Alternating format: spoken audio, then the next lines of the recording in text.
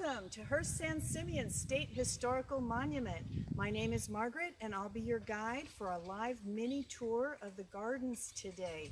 Now Hearst Castle is closed for visitors due to COVID-19, as are all of the state park museums, visitor centers, and indoor spaces, and the parking area. So there's no vehicle access to our state parks right now, but if you live nearby a state park, you're welcome to use the trails as long as you can respect social distancing. And you can check out parks.ca.gov for the most recent information on park access. So here on the hilltop, it's not a sunny day, but even in a cloud cover, this place has its own charm. And I want to show you some of the flowers that are blooming right now and give you some history of William Randolph Hearst's gardens on La Cuesta Encantada, the Enchanted Hill.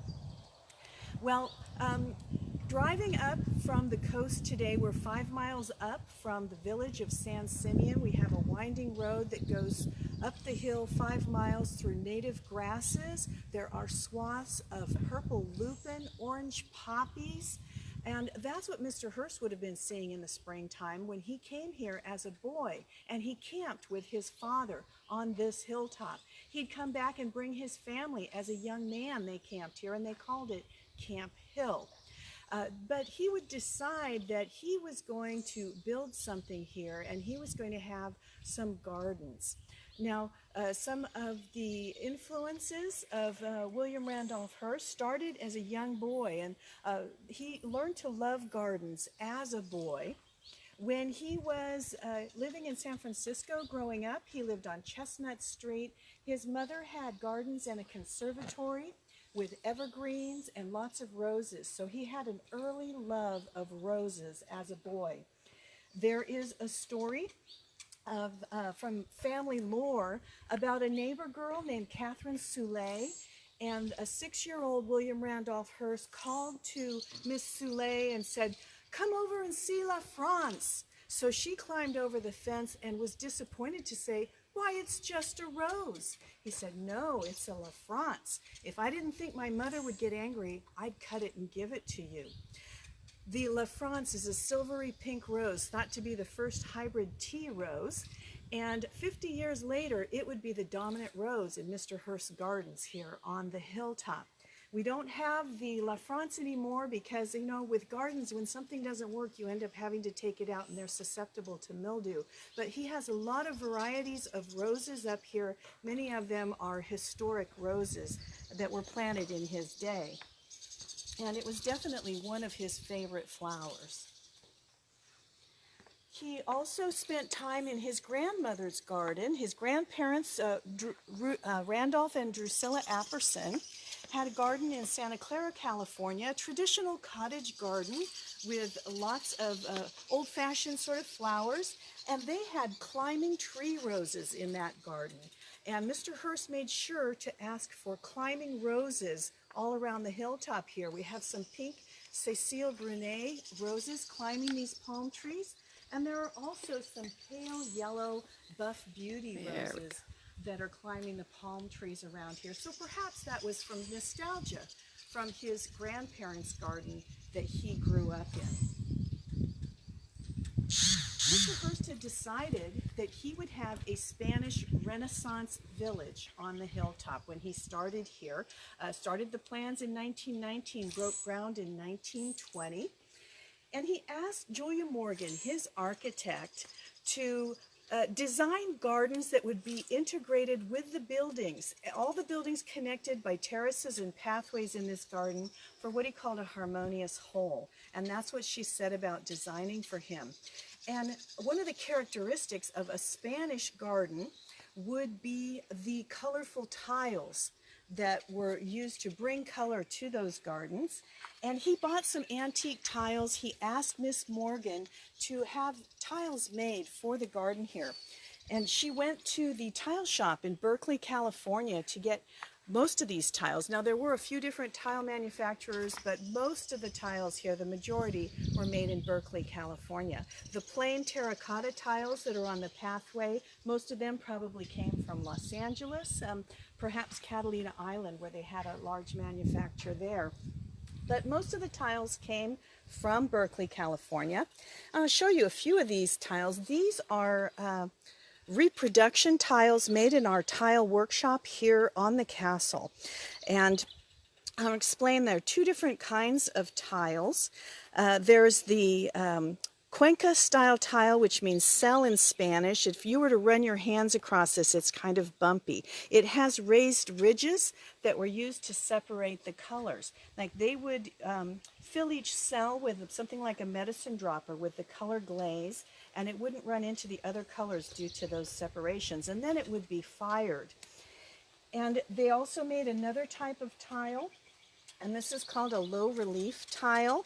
So the animal motif and the border are raised. The inside was carved out. These were all carved molds by hand, all handmade tiles. And most of these are on the terrace, so people walk across these out there. Now, that's one of the reasons they have to make replacement tiles. The kiln up here can fire much hotter than the kiln that they used in the 1920s, and the tiles are more durable. So you can imagine that with the thousands of visitors we have coming through here today, sometimes these tiles get broken and they have to be replaced, and that's what our tile shop does. And they can antique them. These are all reproductions that have been antiqued. So the tile shop started off on San Pablo Avenue in Berkeley, but Julia Morgan asked for 100 tiles to be made for their first building that they were building, Casa Del Monte, and we're going to go over there in just a minute. By the time they were finished here, they made over 100,000 tiles for this commission. In fact, they had to move and expand their business. They moved to Hearst Avenue in Berkeley and changed their name to the California Faience Company. Faience comes from, originally from the town of Faenza, Italy, where they were making these ceramics there. Some of the motifs are long-time traditional motifs, abstract designs, and these were Miss Morgan or Chauncey Thomas from the tile shops, modern interpretations of 16th century Spanish tiles. The Spanish tiles often had abstract designs. Many castle motif is found here, florals as well, geometric patterns. The animals, the hare, the lion, and the dolphin are a few of the examples of the animals that show up in those medieval styles. The patterns themselves go back even further. They go back to North Africa. The Moors had brought some of their traditional art to Spain and were there for 700 years. That's where a lot of these patterns came from.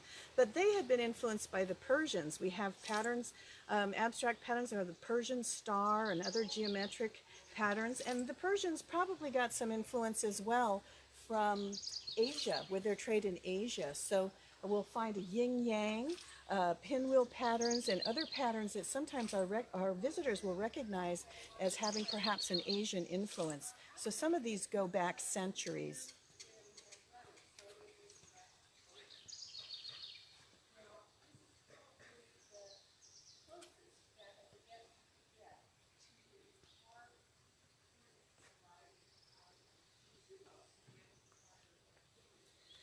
Mr. Hearst would have to take into consideration the climate here. Mediterranean climate. We are on the central coast of California, halfway between San Francisco and Los Angeles at 1,600 feet. Mediterranean climate is characterized by cool, wet winters and hot, dry summers. We get about 10 to 40 inches of rain and are always glad when we get some rain because drought is definitely a concern here. But it was temperate enough to allow Mr. Hearst to grow a wide variety of plants up here. One of the first things he did, in fact, was order plants. He In 1920, before they even had the buildings built, he went to the Santa Barbara nursery and spent almost $300 buying plants. They didn't even have any place to put them yet. He was that anxious to get his garden going.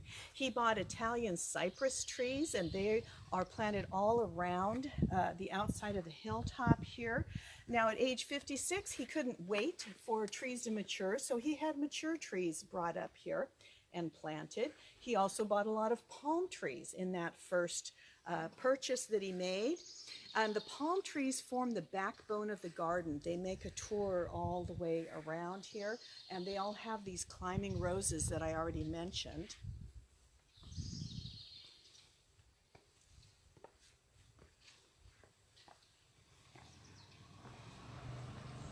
There are 3 little houses or cottages, each named for its view. This one's called Casa Del Monte. It has the view of the mountains, and it's the smallest of the cottages at 2,550 square feet. The tiles, blue and yellow, dragon pattern with an abstract design in the middle and the yin-yang around the outside.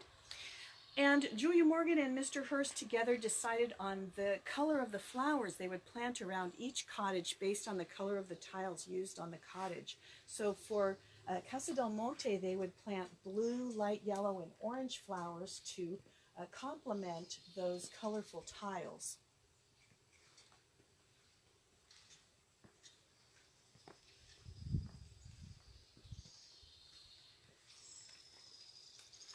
Although Mr. Hearst consulted some landscape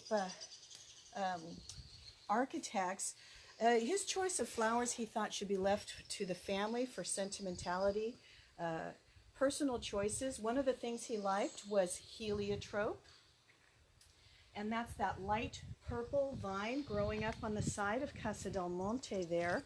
It has a very light powdery scent. Imagine that's what you might find in an old grandmother's handkerchief drawer.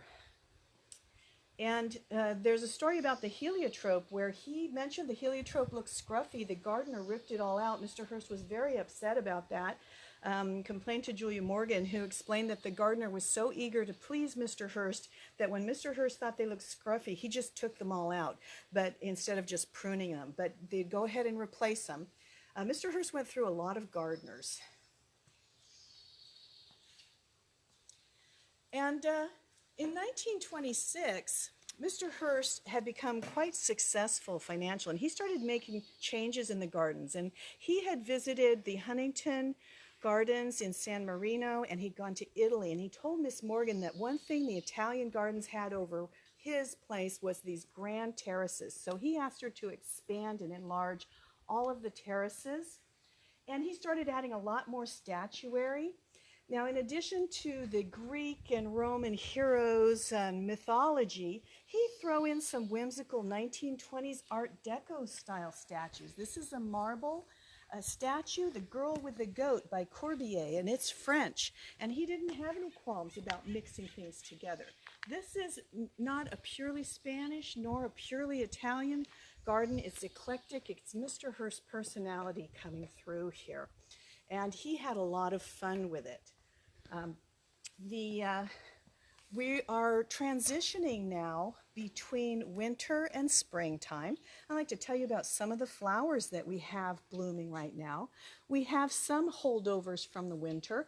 Mr. Hearst ordered a lot of magnolias, and we have the southern magnolia, which is evergreen. There's a small one there.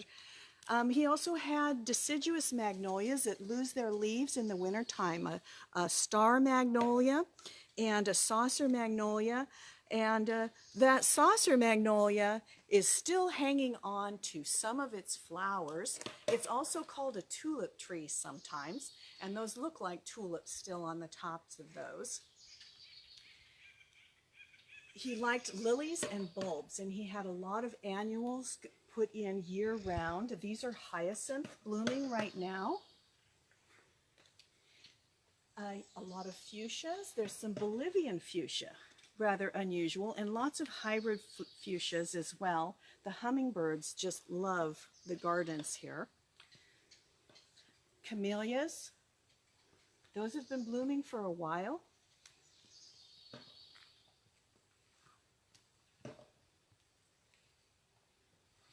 Mr. Hearst hired a woman named Isabella Warren. She designed the gardens at Filoli, and he called her his floral engineer. She worked for him for a dozen years, and she'd come a couple times a year to consult with Mr. Hearst. And she helped him transition a lot of his beds over from that cottage mixed look, where he said he wanted a profusion and confusion of color, and into a little bit more formal beds. Had the tree roses all along the walkway so that you would have that rose scent wafting right into your face as you went by. You didn't have to bend over to smell a rose around here.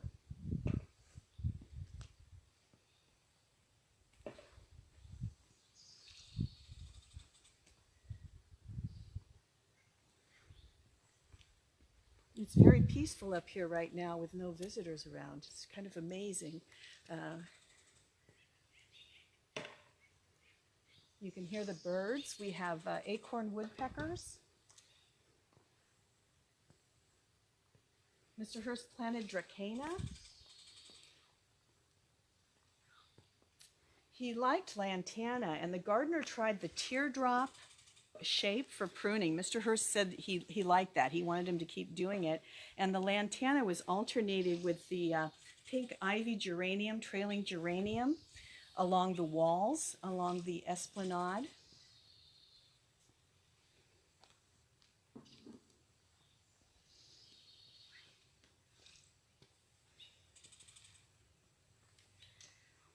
Now, Mr. Hearst liked year-round color. One of the things he said he did not want here was wisteria. He said it's ugly in the wintertime. So he liked to have evergreens, and that's one of the reasons he planted so many citrus. They had the orange and yellow fruit in the wintertime, and right now they're coming out with wonderful smelling blossoms. You can walk down the orange tree alley, and it'll smell like you're in the Alhambra in Granada, or in the courtyard of the Giralda in Seville, Spain. There's this wonderful, strong scent of citrus right now in the gardens.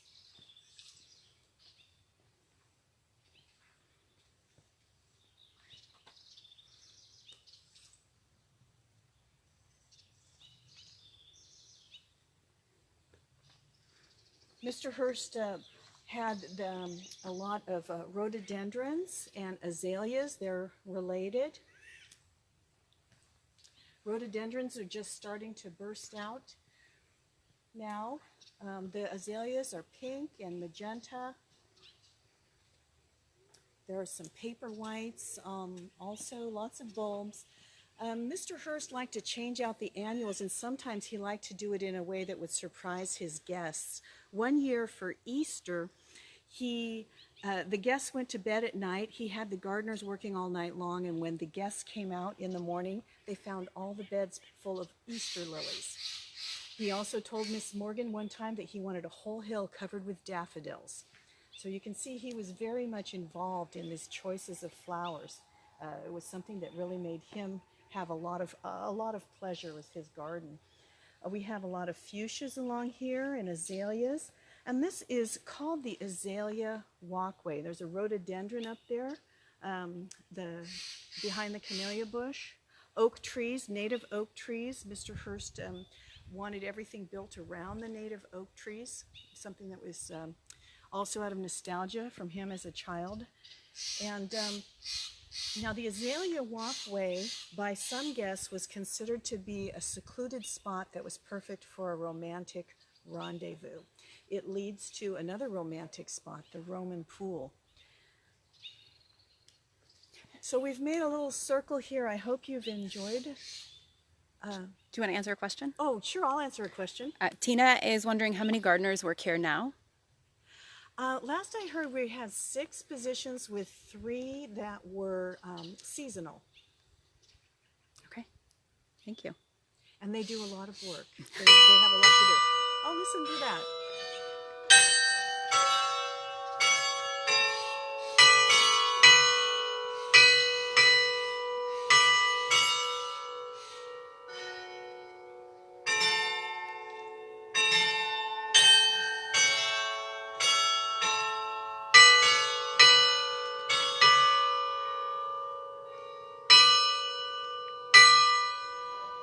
Well, there are 18 bells in each bell tower. We heard the bells louder on this side because the rest of the tune was coming from the other tower. They're from Belgium. And they play only once a day at noon, so you just got the concert for today. And if you didn't recognize that tune, it was Green Sleeves. It's also uses for a Christmas carol. What Child Is This? So thank you very much for coming to visit today. I hope you enjoyed your tour of the gardens if you're stuck inside at home. And I hope you get a chance, if you can go out into nature, good for your spirit and your mental health if you have a garden or can take a walk on a nature trail. Come back and join us when we open up again to enjoy these gardens. After your guided tour, you have a chance to do a self-guided tour of the gardens. So save time for that if you come to visit. Remember to check out parks.ca.gov to find out about access to the state parks. Thank you once again for coming to join us, and hope we'll see you next time.